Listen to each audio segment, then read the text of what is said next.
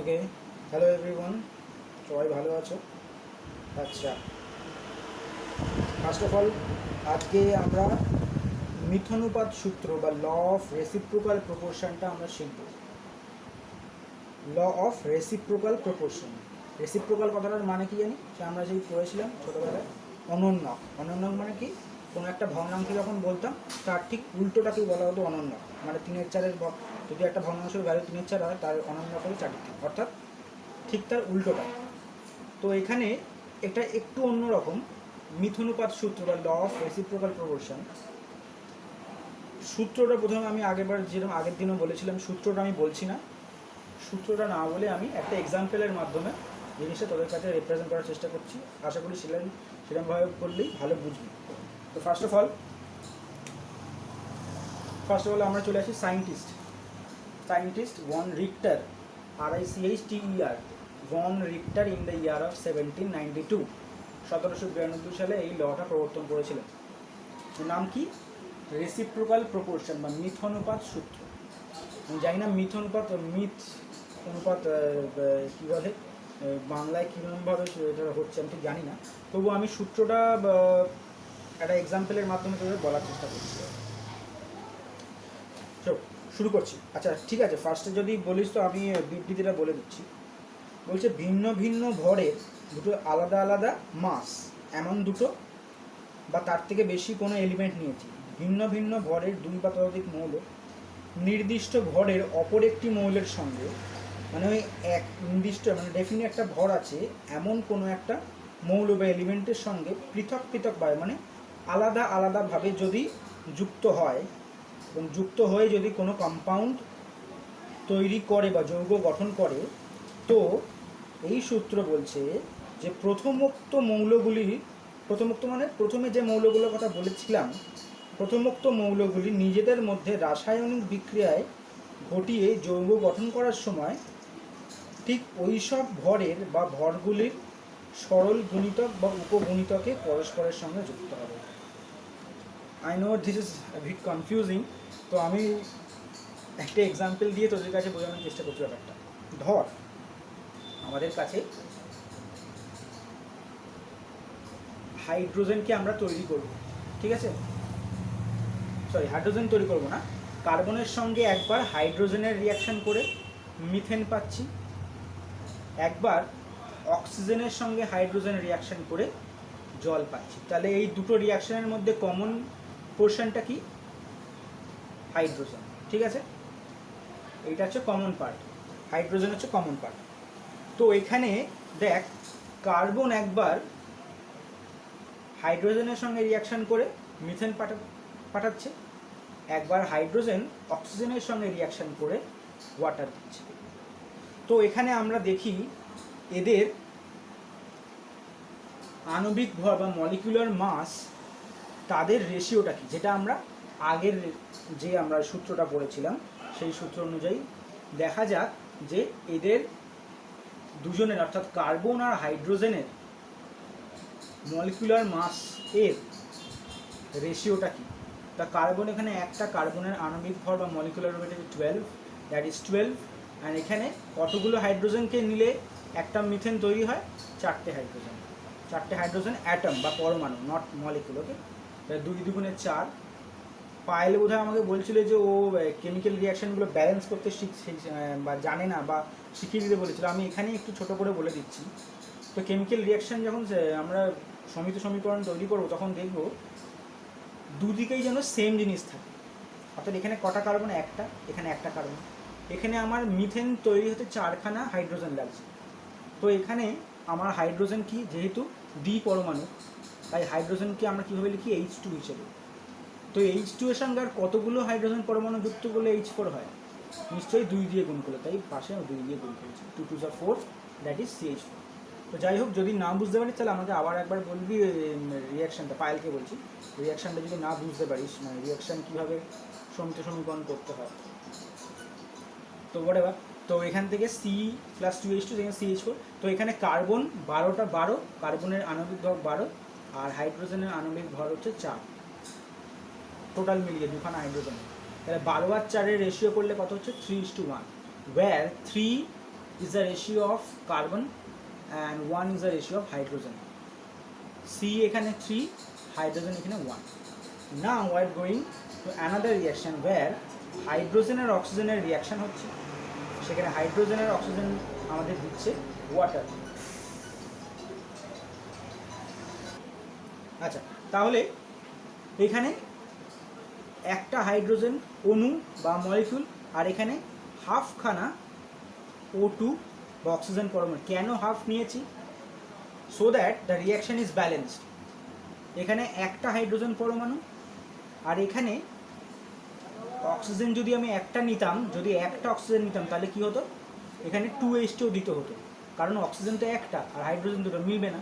তাহলে এখানে অক্সিজেন যদি এক আনতে হয় তাহলে নিশ্চয়ই আমাকে এখানে হাফ দিতে হবে, so that 2 and 2 must be cancelled out. Okay, তো এখানে একটা হাইড্রোজেন হাফখানা অক্সিজেন দিয়েছি, যদিও সেটা ভিজিবল নয়, মানে 2 আর এখানে 1 দিলেও হতো, 2H2 করতে পারতাম। যাই হোক, তো এখানে কি দেখছি দেখ, এখানে একটা হাইড্রোজেন, তাহলে যদি একটা হাইড্রোজেন হয় তাহলে কি দেখ, 1 হচ্ছে একটা হাইড্রোজেন আর একটা অক্সিজেন পরমাণু বা একটা অক্সিজেন অ্যাটমের জন্য হচ্ছে 8। যদি 2 আর 16টা কখন হতো, যদি এখানে 2 আর এখানে 1 হতো, তখন 2 আর 16 হতো, সেটা থেকে বেরিয়ে যেত কত, 1:8। তাহলে এখানে সিম্পলেস্ট যে রেশিওটা পেলাম, 1টা হচ্ছে হাইড্রোজেনের জন্য আর 8 হচ্ছে অক্সিজেনের জন্য। এখানে কার্বনের জন্য 3 পেয়েছিলাম, হাইড্রোজেনের জন্য 1 পেয়েছিলাম। তো এখানে দেখ দুটোর মধ্যে কমন কি, হাইড্রোজেন, এখানেও হাইড্রোজেন, এখানেও হাইড্রোজেন, তাহলে হাইড্রোজেন আর হাইড্রোজেন কত, 1 হয়ে চলে যাচ্ছে। তাহলে কি পড়ে থাকছে, কার্বন আর অক্সিজেন। তো এই যে মিথনুপাত সূত্র বা ল অফ রেসিপ্রোকাল প্রপোর্শন, এর মাধ্যমে বলা যাচ্ছে যে যদি দুটো আলাদা আলাদা মলিকিউল থেকে আলাদা আলাদা কম্পাউন্ড পাই, তো সেখানে এই যে দুখানা কম্পাউন্ড দেখতে পাচ্ছি বা দুখানা মলিকিউল দেখতে পাচ্ছি, তাদের যে রেশিওটা হবে, এই এখানে যে রেশিও বেরিয়েছে, কার্বনের যে রেশিও বেরিয়েছে আর এখানে অক্সিজেনের যে রেশিও বেরিয়েছে, সেই রেশিও অথবা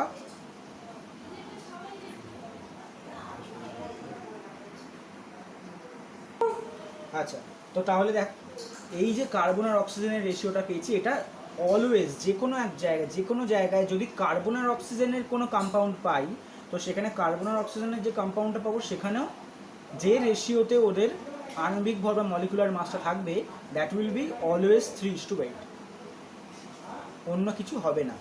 তো এখানে ধর আমি একটা কম্পাউন্ড পেলাম কার্বন মনোক্সাইড, CO, কোনো একটা রিয়াকশনের ফলে কার্বন মনোক্সাইড পেয়েছি। তো ওই কার্বন মনোক্সাইড যেটা পেলাম, তো সেখানে কার্বন কত হয়, 12, অক্সিজেন কত হয়, 16। তাহলে এদের দুজনের রেশিও কত হবে, 12:16। কাটাকুটি করলে 3 4 12, 4 দিয়ে কাটলে 4 3 12, 4 দিয়ে কাটলে 4 4 16। তাহলে আবার দেখ কোথায় চলে এলাম, হ্যাঁ, তার মানে 3:4, দ্যাট ইজ 3:half into 8। মানে যে কোনো একটা রেশিও আমরা পাবো, সেটা কি না গুণিতক, মানে রেশিওটা দেখ 3:half into 8, মানে এই 3:8-এরই যে কোনো একটা কি বলবো, মানে গুণিতক যেটাকে বলে বাংলায়। আচ্ছা, যদি এটাতে না বুঝতে পারিস আমি আরেকটা জিনিস করে দেখাচ্ছি। এখানে দেখ CO2, এটা দেখলে বোধহয় আরও বেটার বুঝতে পারবি। এখানে কার্বন কত, 12 আর অক্সিজেন 16 করে হচ্ছে, তাহলে কত, 32। তাহলে যদি করিস 3 দিয়ে 4 দিয়ে করছি, 4 3 12, 4 4 8 32, দেখ সেই 3:8। যেখানেই যাই না কেন আমরা 3:8 অথবা 6:16 অথবা তার দ্বিগুণ, মানে এইরকমভাবে বা তার হাফ, এরমভাবে একটা, মানে এই জিনিসটারই রেশিও এর ডাবল হবে বা এর ট্রিপল হবে, যাই হোক না কেন এরই রেশিও আমরা পাবো। That is what telling law of reciprocal proportion of মিথনুপাত সূত্র। যদি বোঝা যায় আমাকে বলবি, না বোঝা গেলে দয়া করে রেসপন্স করবি, হ্যাঁ, নাহলে কিন্তু বুঝতে পারছি না বাবা, তো বলিস, ঠিক আছে? তো মিথনুপাত সূত্র আমরা এখানে শেষ করলাম। ওকে, তো এরপরে গে লুসাকের যে গ্যাস আয়তন সূত্র সেইটা দেখব। গ্যাস আয়তন সূত্রটা আমি দেখব, হ্যাঁ, জাস্ট এক সেকেন্ড। আচ্ছা, তো এখন আমরা দেখব যে গ্যাস আয়তন সূত্র কার দেওয়া, এটা সায়েন্টিস্ট গে লুসাক, নামটা একটু অদ্ভুত, যাই হোক। তো সায়েন্টিস্ট গে লুসাক এর ল অফ গ্যাসিয়াস ভলিউমস, এই সূত্রটা যখন আমরা জানতে চাইব, তার জন্য আমাদের দুটো শর্ত অবশ্যই মানতে হবে। নাম্বার ওয়ান ইজ সমান চাপ ও উষ্ণতা, that is pressure and temperature must be constant. মানে যে সময় আমি এই গে লুসাকের সূত্রটাকে আমি প্রমাণ করার চেষ্টা করব, in that meantime the pressure and the temperature must be constant. আর সেকেন্ড যে শর্ত, যে যে সাবস্টেন্সের ক্ষেত্রে কথাটা প্রযোজ্য, that is only and only gaseous. গ্যাসীয় যে কোনো যৌগ ক্ষেত্রে এই জিনিসটা প্রযোজ্য। ওকে, তো যদি আমরা বিবৃতিটায় আসি, কি বলতে চাইছে, যে গ্যাসীয় বিক্রিয়ায় অংশগ্রহণকারী বিক্রিয়ক গ্যাসগুলি, মানে in any chemical reaction, gaseous chemical reaction, the gases must have, কি বলছে না, সমান চাপ ও উষ্ণতায়, কনস্ট্যান্ট টেম্পারেচার অ্যান্ড প্রেশারে তাদের আয়তনের সরল অনুপাতে বিক্রিয়া করে। আয়তন বলতে ভলিউমের, তাদের যে ভলিউম, সেই ভলিউমের কি বলছে, সরল অনুপাতে, সিম্পল প্রপোর্শনে কি করে, তাদের বিক্রিয়া করে বা রিয়াকশান করে। কিরম বলছে দেখ, এখানে আমরা একটা রিয়াকশান নিয়েছি, that is simple 2H2 + O2 giving 2H2O। তো এখানে 2 ভলিউম অফ হাইড্রোজেন নেওয়া হয়েছে, 1 ভলিউম অফ অক্সিজেন নেওয়া হয়েছে, আর পাওয়া গেছে 2 ভলিউম অফ H2O। তো এখানে দেখা যাচ্ছে 2 ভলিউম মানে 2 আয়তন হাইড্রোজেন 1 আয়তন অক্সিজেনের সঙ্গে বিক্রিয়া করে 2 আয়তন জল আমাদের দিচ্ছে। জল বলতে স্টিমের কথা বলা হয়েছে। তো এখানে অনুপাতটা কি থাকবে, সরল অনুপাত, অর্থাৎ সিম্পল প্রপোর্শনে থাকবে, দ্যাট ইজ 2:1:2। সরল অনুপাতে থাকবে, মানে মিশ্র, মানে সরল অনুপাত বলতে কীরকম দেখ, 2:1:2, 3:4:5, দ্যাট ইজ লাইক। কিন্তু এরকম থাকবে না, ধর 1.5:2.6, এইরকম টাইপের জিনিস থাকবে না, পয়েন্টে থাকবে না বা ভগ্নাংশে থাকবে না, ঠিক আছে, not like that, only this kind of, that is সরল অনুপাত, সিম্পল প্রপোর্শন। এই অনুপাতে যে কোনো গ্যাসিয়াস রিয়াক্ট্যান্ট যদি রিয়াকশান করে, এবং রিয়াকশান করে যদি কোনো প্রোডাক্ট আমাদের দেয়, কখন না, যখন pressure and temperature is constant. এই সূত্র, এই কী বলে, এই শর্তটা অবশ্যই আমাদের মানতে হবে, তবেই এই সূত্রটা প্রযোজ্য, আদারওয়াইজ নট। ওকে, তো এখন একটা কথা আসতে পারে যে কেন দাদা তুমি এটা কেন বলছো যে সমান চাপ উষ্ণতা, উষ্ণতা আর প্রেশারটাকে কেন আমরা সমান রাখছি, মানে কনস্ট্যান্ট রাখতে হবেই বা কেন, what is the reason behind that. তো দেখ, একটা জিনিস তোরা লক্ষ্য করেছি, সেখানে কী বলেছি আমি, ভলিউম বা আয়তন। আয়তনটা কি, আয়তন এমন একটা জিনিস যেটা কিনা চাপ এবং উষ্ণতার উপর ডাইরেক্টলি নির্ভরশীল, অর্থাৎ চাপ বাড়ালে আয়তন কমে, চাপ কমালে আয়তন বাড়ে। ওই চাপের সঙ্গে উষ্ণতার ডিরেক্ট সম্পর্ক, দেখ চাপ যদি কমাই তাহলে আয়তন বাড়বে, তাহলে একটা কমালে আর একটা বাড়বে, এটা কিসের কিরম সম্পর্ক বলতো, ইনভার্সলি প্রপোর্শনাল। কে দিয়েছিল এই সূত্রটা, বয়েলস ল থেকে আমরা পেয়েছি, চাপ বাড়ালে আয়তন কমবে। আর একটা কি পেয়েছি, উষ্ণতার সঙ্গে ভলিউমের কি সম্পর্ক, ভি ভ্যারিজেস টি, এটা কে দিয়েছে, বিজ্ঞানী চার্লস। তো এখান থেকে আমরা পাচ্ছি যে চাপের ভলিউমের সঙ্গে প্রেশার আর ভলিউমের সঙ্গে টেম্পারেচার ইজ ডিরেক্টলি আমাদের সম্পর্ক রিলেটেবল। তাহলে আমরা দেখছি সেই জন্যেই ভলিউমটাকে ঠিকঠাক রাখতে হলে আমাদেরকে অবভিয়াসলি প্রেশার অ্যান্ড টেম্পারেচারকে মাস্ট বি কনস্ট্যান্ট, তবেই কিনা এই রিয়াকশানটা আমরা বা এই সূত্রটা আমরা ঠিকঠাকভাবে বলতে পারবো, গেই-লুসাকের গ্যাস আয়তন সূত্রটা আমরা বলতে পারবো। তো এটা গেল গেই-লুসাকের আয়তন গ্যাস আয়তন সূত্র, খুবই ইজি ছিল এটা, এমন কিছু ব্যাপার নেই। তো আজকে এই দুটো সূত্র নিয়ে আমরা আলোচনা করলাম, চারখানা সংযোগ সূত্রাবলী ছিল, এই চারটে নিয়ে আমরা বললাম কেমিক্যাল কম্বিনেশনের যে চারখানা সূত্র হয়, প্রথম 3 থেকে 4খানা রিয়াকশন আমরা বলে এসেছি। কী বলে এসেছি বলতো? অ্যাকচুয়ালি ভরের নিত্যতা সূত্র, সেকেন্ড দিন বললাম স্থিরানুপাত সূত্র, আজকে বললাম মিথানুপাত সূত্র, and the last one was গেই-লুসাকের গ্যাস আয়তন সূত্র। ওই চারটে সূত্র নিয়ে আমরা আলোচনা করেছি আজকে, মানে এই কদিনে আলোচনা করেছি। তো নেক্সট দিন আমরা যেটা করব, আজকে আর এর থেকে বেশি ভিডিও দেবো না, ডালটনস ল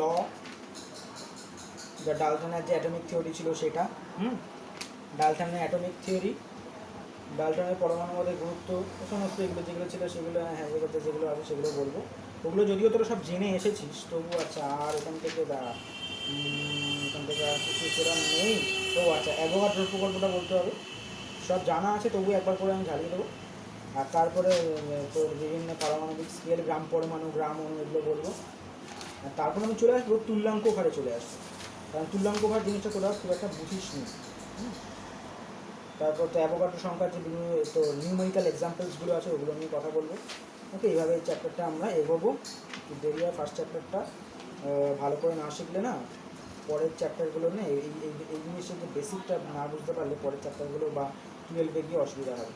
কোনটাকে বলে মূল, গ্রাম পরমাণু, গ্রাম আণবিক ভর, হ্যাঁ এইগুলো ভালো করে না বুঝতে পারলে পরে গিয়ে অসুবিধা হবে। তো এইটুকু আজকে রাখলাম,